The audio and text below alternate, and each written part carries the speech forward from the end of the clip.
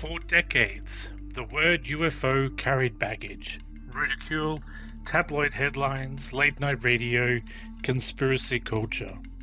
Pilots avoided reporting sightings, military personnel stayed silent, and governments treated the subject as something dangerous to discuss publicly. Then suddenly, something changed. The Pentagon stopped using the term UFO and replaced it with UAP, unidentified aerial phenomenon.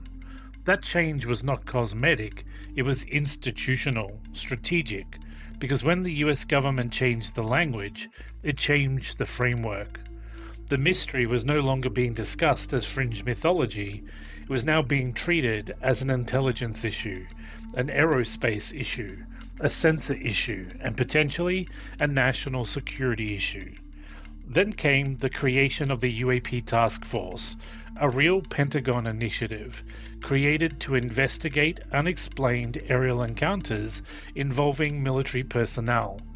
Not internet rumors, not civilian ghost stories, but encounters involving Navy pilots, advanced military sensors, radar systems, classified operational zones, and objects investigators could not immediately explain. And suddenly, the biggest question changed. The question was no longer, do people report UFOs? Of course they do. The new question became, why is the Pentagon taking this seriously now? Tonight we investigate how the UAP Task Force emerged, the events that forced its creation, the famous Navy encounters, the 2021 report, the unexplained cases, the political pressure behind disclosure, the data limitations, the national security concerns, and how Pentagon transformed UFOs from taboo into an institutional intelligence problem. This is UFO to UAP, the Disclosure Report, hosted by Matt Tones, and tonight we go inside the Pentagon's UAP Task Force.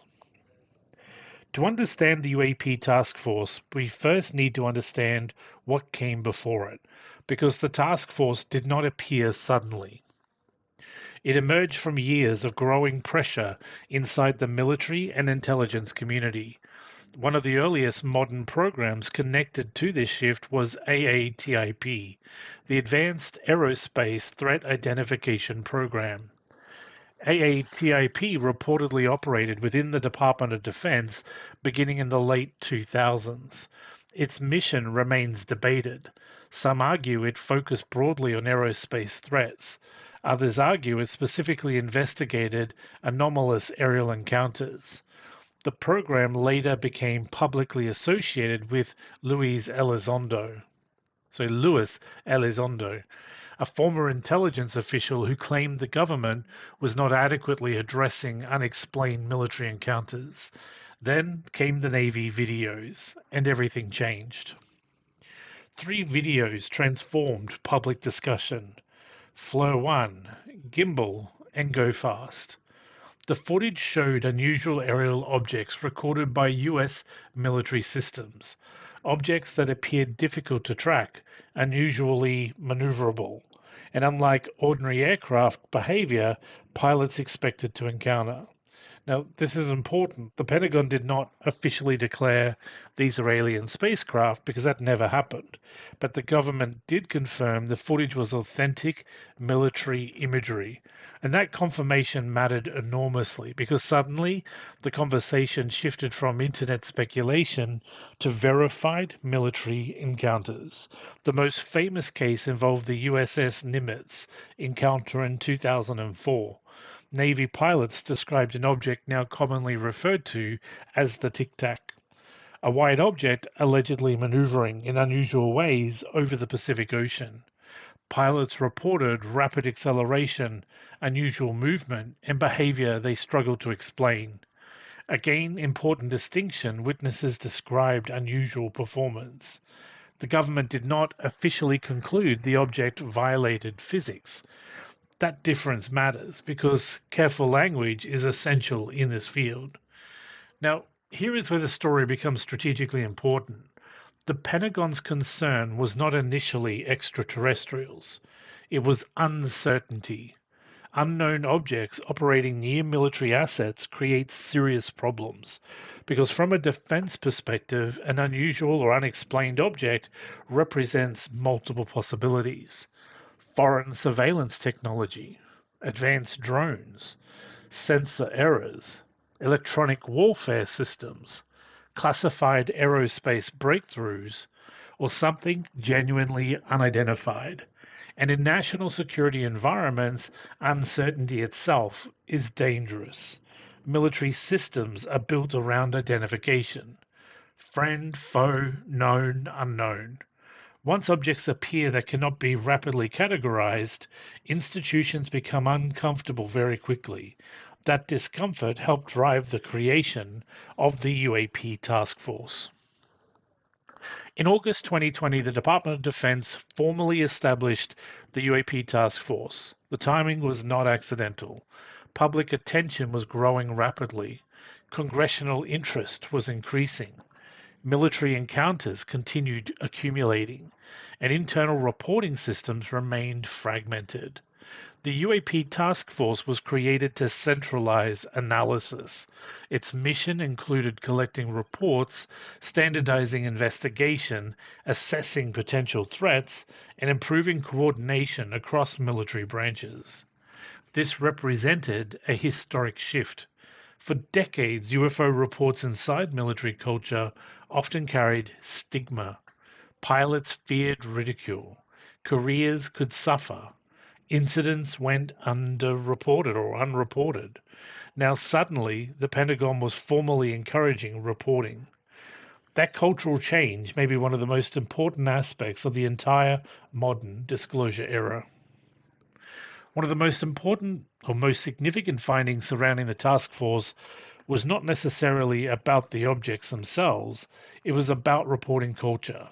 Military personnel often avoided discussing anomalous encounters. Why? Because stigma damages careers. Pilots are trained observers. Their credibility matters enormously. Reporting strange objects risked embarrassment, professional consequences, or concerns about mental stability. This created a serious intelligence problem. If personnel refuse to report anomalies, the military loses data, and from a national security standpoint, that is unacceptable. The UAP Task Force represented an institutional attempt to normalize reporting, not because the government embraced extraterrestrial theories, but because unidentified objects in military airspace cannot simply be ignored. Then came the report that changed everything publicly. In June 2021, the Office of the Director of National Intelligence released the preliminary assessment on UAPs. The report was short, only 9 pages publicly, but its impact was enormous. Why? Because it acknowledged something extraordinary: not extraterrestrials, not alien visitation, but unresolved uncertainty. The report reviewed 144 military incidents. Only one could be confidently explained. The rest remained unresolved due to insufficient data. That phase matters. Insufficient data. Because I can't even say it. Because contrary to sensational headlines, the report did not conclude alien craft existed, physics had been broken, or extraterrestrials had been confirmed. Instead, it revealed a much more complicated reality. The government had encounters it could not fully explain, and its data systems were inadequate. One of the most important parts of the report involved categorization. Investigators grouped incidents into possible explanatory buckets: airborne clutter, natural atmospheric phenomena, US government or industry programs, foreign adversary systems, and other. The final category became famous: other. Why? Because it represented unresolved cases, incidents lacking sufficient explanation. Now, importantly, other does not automatically mean extraterrestrial. It simply means investigators lacked enough information for definitive classification. And that distinction is very critical. But Psychologically, the existence of unresolved military cases electrified public attention because for the first time in decades, the government openly admitted some encounters remain unexplained. One of the most misunderstood aspects of modern UAP investigations is the sensor issue. Modern military systems collect enormous amounts of information: radar, infrared, electro-optical imaging, telemetry, tracking systems, data fusion networks. But complex sensor environments also create problems. Misinterpretation can occur, artifacts can emerge, data can conflict, optical distortions happen, radar anomalies happen, perspective illusions happen, and this became central to the Pentagon's analysis. Many UAP incidents involved incomplete datasets, fragmented sensor records, inconsistent reporting standards, and missing contextual information. The task force repeatedly emphasized better data collection was essential. And that is very important because the UAP task force was fundamentally an intelligence modernization effort, not simply a hunk for aliens. So that should say hunt for aliens, not hunk for aliens. Well, look, guys, at least you know it's all being recorded without a high lot of editing. It's genuine, authentically from myself. Another critical piece, often overlooked: Congress drove much of the process, particularly the Senate intelligence community. Lawmakers demanded briefings, analysis, standardized reporting, and threat assessment. Why? Because unidentified objects near military operations create oversight concerns. Congress wanted answers. Were adversaries operating advanced systems? What data being ignored? Was data being ignored?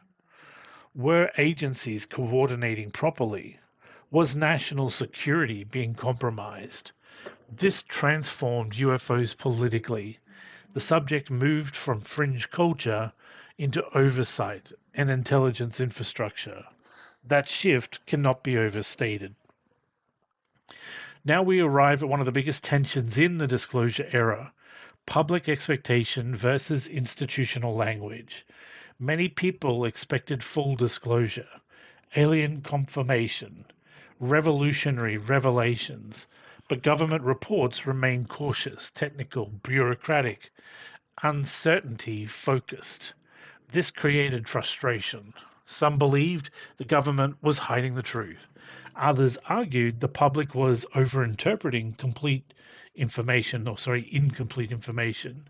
And perhaps both sides misunderstood the situation, because intelligence systems rarely operate in obsoletes, especially with limited data. The task force was never designed to prove extraterrestrial visitation.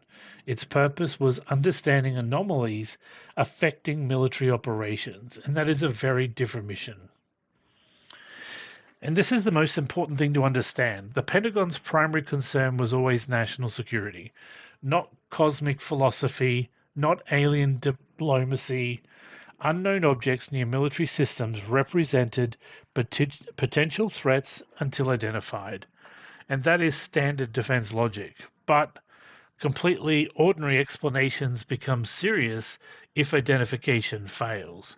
And this is why the task force mattered institutionally, because the military acknowledged its understanding was incomplete, and that admission alone represented a major cultural shift. The UAP task force did not remain static. Over time, the institutional framework evolved. First came AOIMSG, the Airborne Object Identification and Management Synchronization Group. Then, eventually, ARROW, the All-Domain Anomaly Resolution Office. Each transition reflected government growing institutionalization. The government was no longer treating UAP reports as isolated curiosities, it was building permanent infrastructure. That matters enormously historically, but regardless of what UAP ultimately are, the investigative architecture is becoming permanent. Now, let's fairly examine skepticism because skeptics raise important points. Some incidents may involve sensor artifacts, classified US systems, drones, optical illusions, radar interpretation errors, or misunderstood atmospheric effects. And skeptics correctly note extraordinary claims require extraordinary income. Extraordinary evidence. That standard matters. The task force itself repeatedly avoided sensational conclusions. It acknowledged uncertainty, not alien confirmation, and that caution is important for maintaining credibility because the strongest investigations avoid premature conclusions. So, why did the UAP Task Force become historically important? Because it normalized institutional engagement with the unknown. The stigma barrier weakened. Pilots began reporting more openly. Congress demanded accountability. Military systems adapted. And public discussion fundamentally changed. The Pentagon effectively transformed UFOs from taboo mythology into a legitimate investigative category. That may ultimately become the task force's greatest legacy, not proving extraterrestrials, but legitimizing inquiry itself. Now we reach the deeper question. Was this genuine transparency or controlled disclosure? Some believe the government is slowly normalizing public discussion. Others argue the task force simply reflects improved intelligence coordination. Perhaps both are partially true, because regardless of motive, the result is undeniable. The US government publicly acknowledged unexplained incidents exist, military encounters occur, and investigation is necessary. That alone would have been unimaginable decades earlier. The Pentagon's UAP task force did not solve the UFO mystery, but it changed the conversation forever. It moved the subject from ridicule into intelligence analysis, from speculation into institutional process, and from cultural taboo into national security infrastructure. The findings remain incomplete, the data remains limited, the conclusions remain cautious. But one thing became undeniable. The unknown had officially entered the system. And once institutions begin formally investigating anomalies, the story changes permanently. Whether these incidents ultimately involve advanced technology, sensor complexity, adversarial systems, or something much stranger. The implications are enormous. Because for the first time in modern history, governments publicly admitted there are things in our skies that do not fully understand, and perhaps that is where the real disclosure story truly begins. This has been UFO to UAP, the Disclosure Report. Thank you for your time. Please subscribe and share the episode.